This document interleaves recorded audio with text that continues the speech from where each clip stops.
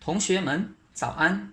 Hari ini kita akan baca kandungan teks. Buka buku teks, muka surat 32. Kita baca perangan di atas dulu. Ayat pertama. 你听,你听. 你听,你听. Maksudnya ialah kau dengar, kau dengar. Seterusnya, 那是什么声音? 那是什么声音? Maksudnya ialah apakah bunyi itu? Mau mau mau, mau mau mau. Untuk ayat ni tak ada maksud ya. Ia cuma tiru bunyi lembu sahaja. 我给小牛吃青草.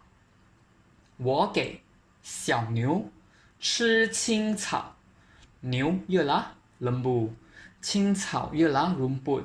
Jadi maksud pada ayat ni ialah saya memberikan rumput kepada lembu. Perangan kedua pula. Ayat pertama sama je dengan atas tadi. 你听,你听. Maksud pun sama juga. Kau dengar, kau dengar. Ayat kedua pun sama juga dengan tadi. 那是什么声音? Maksudnya ialah apakah bunyi itu? Ji ji ji, ji ji ji. Ayat ni tak ada maksud juga, ia cuma tiru bunyi anak ayam saja. 我请小鸡吃白米. 我请小鸡吃白米. Maksudnya ialah saya memberikan beras kepada anak ayam. Itu saja pada hari ini. 谢谢同学.